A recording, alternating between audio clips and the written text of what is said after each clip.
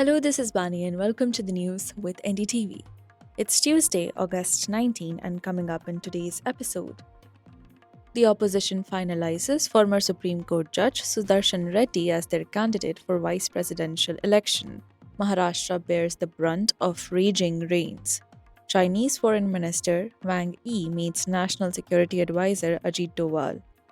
And Trump pledges to be involved in providing security guarantees for Kyiv.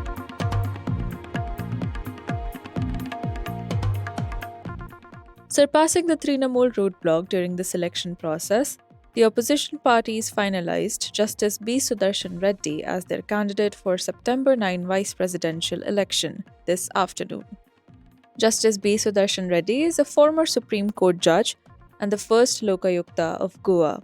He will take on NDA's candidate, Maharashtra Governor and BJP veteran CP Radhakrishnan in the contest for the second highest constitutional post of the country. Born in Andhra Pradesh's Rangareddy district, Justice Reddy started his career as an advocate in 1971 and went on to practice in the Andhra Pradesh High Court. He was appointed as a High Court judge in 1995 and then became the Chief Justice of the Guwahati High Court in 2005. The eminent jurist was appointed a Supreme Court judge in January 2007 and retired in July 2011. Therefore, Thereafter, he also served as Goa's first Lokayukta. The India bloc's decision, announced by Congress chief Mallikarjun Kharge, comes after several rounds of discussion during which opposition leaders brainstormed about names acceptable to all parties in the bloc. According to sources, the names of former ISRO scientists Milswamy Annadurai and Mahatma Gandhi's great grandson and author Tushar Gandhi were also discussed. This decision comes after Mamata Banerjee led TMC pitched for a non political figure and also stressed that India allies must avoid a Tamil versus Tamil contest.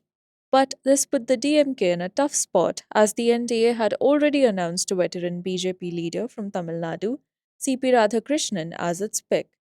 Tamil pride is an emotive issue in the southern state, and the BJP had been pressuring the DMK to back the NDA pick.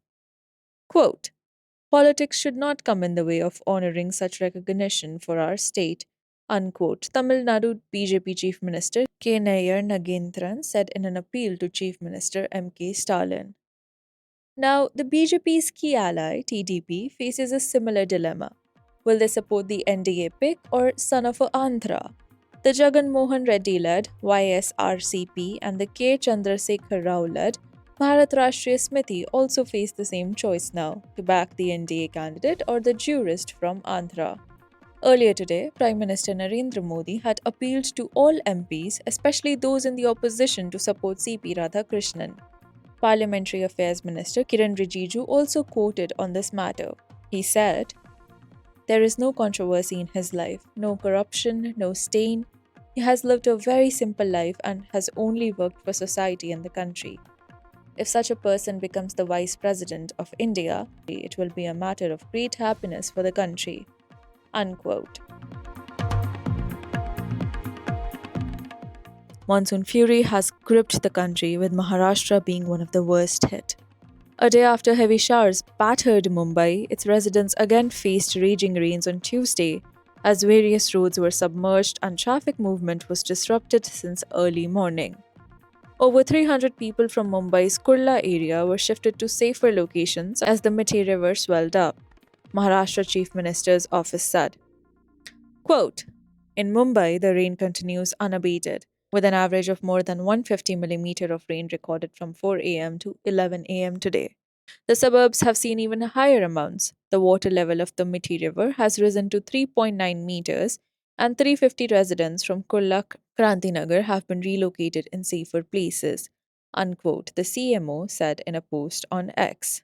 Deputy Chief Minister Ajit said if the water levels rise further, then the Brihan Mumbai Municipal Corporation will relocate people living near riverbank settlements. The river played a critical role in the catastrophic floods of July 26, 2005, when Mumbai recorded 944 millimeter of rainfall in 24 hours, leading to severe flooding and deaths. Many areas in Thane, Raigad, and other districts in Maharashtra have also been flooded. In Gadchiroli, the municipal council's office has turned into a pond. Mumbai bore the brunt of severe inundation in low lying areas, delayed local train services, and traffic jams at various places this morning as there was no respite from heavy rains in the metropolis and neighboring areas. The government and semi government offices in Mumbai remained closed after the BMC's announcement today, in the view of extremely heavy rainfall and the red alert issued by the IMD. The city civic body also appealed to all private establishments across Mumbai to allow their employees to work from home and avoid unnecessary travel. Quote, considering the red alert for very heavy rainfall in Mumbai city and suburbs, all government, semi government, and BMC offices, excluding essential services, will remain closed today. Unquote, the BMC said. Schools and colleges were also shut in Mumbai today because of the relentless rains.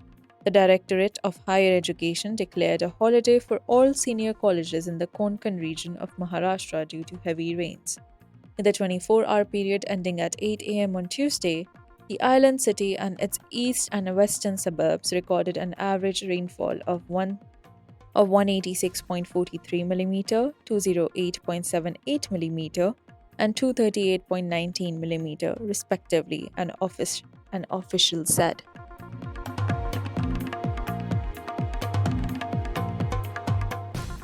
In an attempt to thaw the bilateral ties of the two neighboring nations, Chinese Foreign Minister Wang Yi met National Security Advisor Ajit Doval in New Delhi. Special representatives level talks on the boundary issue. They discussed the matter focused on de escalation, trade, connectivity, and restoring trust as both nations seek to stabilize ties and manage differences. According to Chinese Foreign Minister, Wang Yi's visit will help both countries work together to implement the consensus reached between President Xi Jinping of China and Prime Minister Narendra Modi last year. China's in principle decision to look at India's growing requirement for rare earth materials marks a massive step in fixing a relationship that went sour after the Galwan crisis of 2019 in eastern Ladakh when soldiers of both sides were engaged in fatal clashes, the first in decades. Sources indicate that in his meeting yesterday in New Delhi, China's visiting Foreign Minister Wang Yi has promised External Affairs Minister S. Jaishankar that China will address India's requirements in fertilizers, rare earths, and tunnel boring machines. Wang Yi's visit comes weeks ahead of Prime Minister Modi's visit to Tianjin for the Shanghai Cooperation Organization summit, his first visit to China in 7 years. The assurance on rare earths is particularly significant and comes at a time when the United States, which has long considered Beijing a strategic rival, appears to have entered to its own deal for rare earths and full magnets with Beijing to meet its industrial requirements. Since then, the United States has imposed a whopping 50% tariff on India, including 25% for New Delhi's continued import of Russian oil. While it's too early to say whether China's decision to agree to look into India's rare earth requirements marks the beginning of a broader strategic rethink between New Delhi and Beijing, it is clear that Trump 2.0 has left the global order in a state of deep churn. Beijing, for its part, wants to do business with both New Delhi and Washington. In a statement following the meetings in New Delhi yesterday, the Chinese government said unilateral bullying is rampant, a clear reference to Washington. Quote, China and India should demonstrate a sense of global concern and responsibility as major countries, set an example for the vast majority of developing countries to unite and strengthen themselves and contribute to promoting a multipolar world. China dominates the global supply of rare earths and accounts for 60 to 70% of global rare earth mining. India has identified 30 minerals that are critical for India's economic security.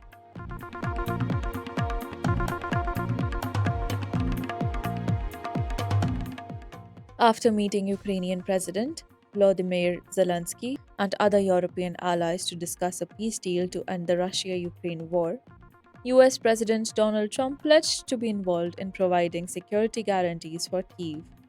However, the uncertainty remains whether guarantees would go beyond the material and financial aid already provided to Ukraine since Russia's 2022 full scale invasion, or extend to unlikely prospect direct military intervention if Moscow resumes hostilities. So far, the Trump administration has not committed to adding American forces to the mix in Ukraine. But Trump's Russia envoy, Steve Witkoff, after the Alaska summit between the US and Russian presidents, had said the United States could offer Ukraine Article 5 like protection. Article 5 is a cornerstone of the NATO Western military alliance, stating that an attack on any member is deemed to be an attack on all. Under the article, each member state would then have to take action it deems necessary, including the use of armed force. But there is no automatic commitment to direct military action. Ukrainian President Volodymyr Zelensky has said that as part of his country's security guarantees, Ukraine would purchase $90 billion in American weapons through European funding. Addressing the media following the White House meeting with Trump, Zelensky said another part of the guarantee would involve Ukraine manufacturing drones, some of which would be purchased by the US. He said that the agreement would be formalized over the next week or 10 days. According to a document shared with allies and cited by several media reports, the proposal also includes a $50 billion drone production deal with the US partners. Document stresses a lasting peace shall be based not on concessions and free gifts to Russian President Vladimir Putin, but on a strong security framework that will prevent future aggression. A so called coalition of the willing, which consists of 30 something countries led by France and Britain, that it stands ready to support Ukraine and to prevent fighting from resuming.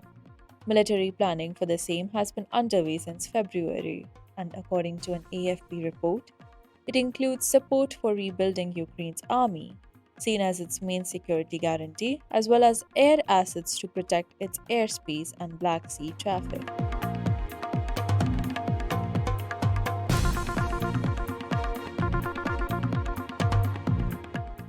That's all for today.